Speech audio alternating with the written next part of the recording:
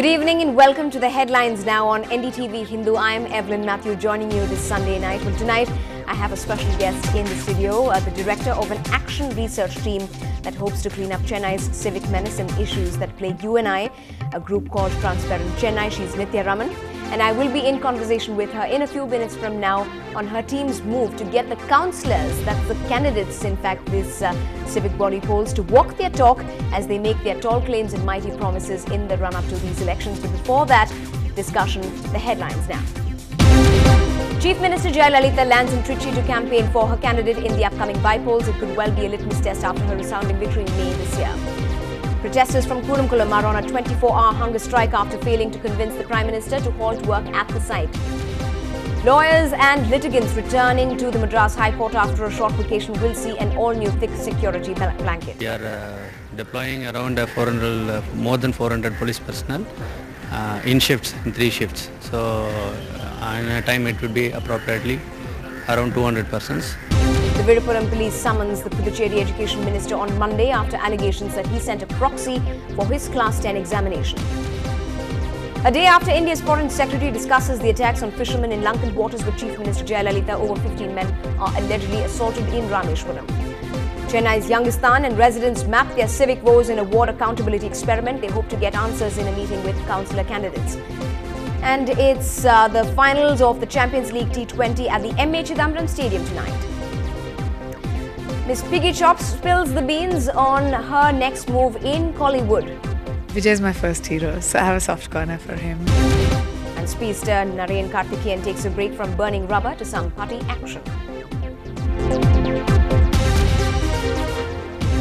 A quick look at what else has been making the buzz across the nation and the world as well. A fierce gun battle between security forces and militants in Ganderbal district. 2 militants have been killed. After initially refusing to release audio recordings of proceedings of the Lokpal panel, the government now agrees to an RTI query. 4 policemen arrested and suspended for the escape of key witness in the Sorabadan fake encounter case who was re-arrested late last night. Arrested IPS officer Sanjeev Bhatt finds support from fellow officers who pass a resolution expressing solidarity with the officer. Ahead of his yatra, BJP leader L.K. Advani slams the Prime Minister for protecting corrupt ministers, will also raise the issue of black money during yatra.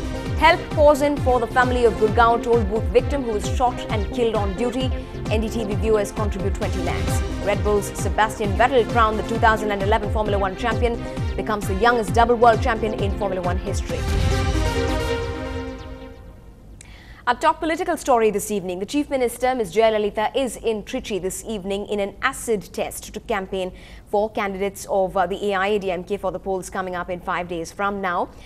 Campaigns at 5 points within this region. In fact, this is known to be the ruling AIADMK's first litmus test after the massive electoral victory the alliance enjoyed in May this year.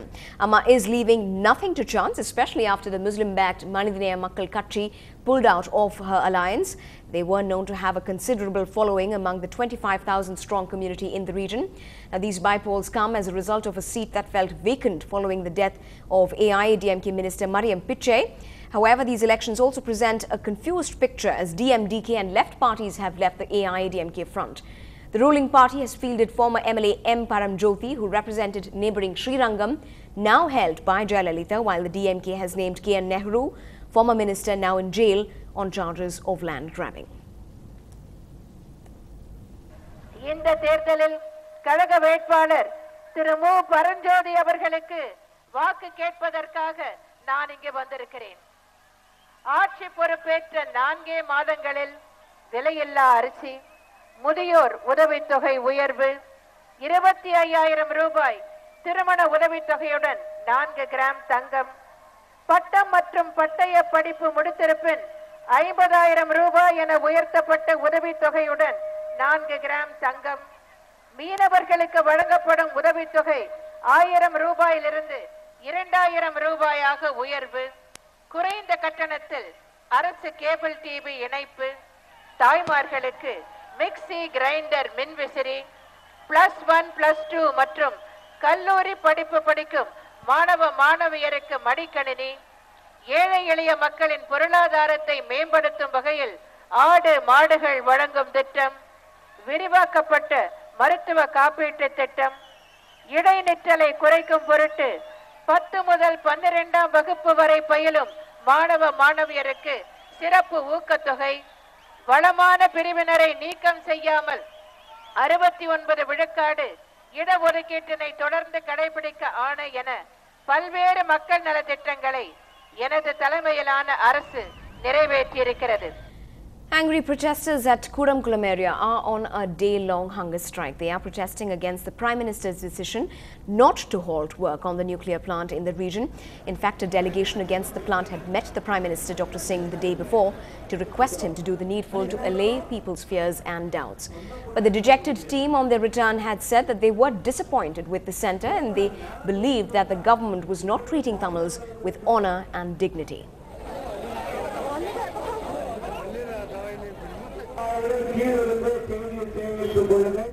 In other news making headlines, could it after all turn out to be a case of impersonation by someone as top in position as the Education Minister? Well, the Virupuram police has issued a summons to Puducherry's Education Minister PML Kalyanasundara for allegedly having sent a proxy for Class 10 examinations that he had written. The summons was received by the Puducherry Assembly Secretary. The minister has now been asked to appear on Monday, but the Speaker in the Union Territory has sought time till Tuesday. Meanwhile, police have reportedly confirmed that prima facie evidence suggests that the minister had sent a proxy. Now, after the ill-fated blasts that rocked Delhi, the Madras High Court is leaving no stone unturned when it comes to security measures to regulate the entry of outsiders and their vehicles into the court premises.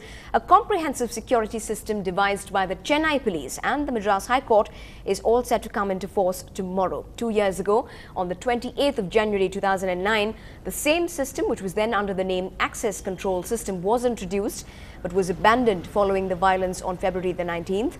But according to this brand new system, all lawyers will be expected to display photo identification cards authenticated by the Registrar General.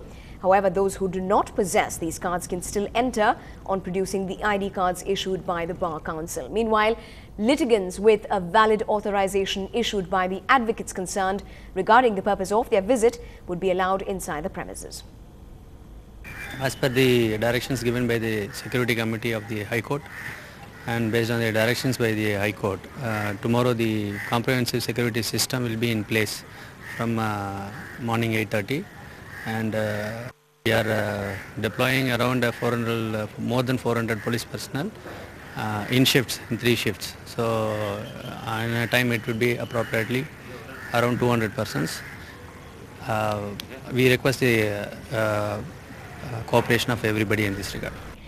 In other news, a day after India's Foreign Secretary was at Poe's Garden discussing the attacks on Tamil Nadu's fishermen by the Sri Lankan Navy as an act of aggression against India, the most ironic has happened. Reports suggest that over 15 men have been allegedly assaulted in Rameshwaram by personnel of the Sri Lankan Navy.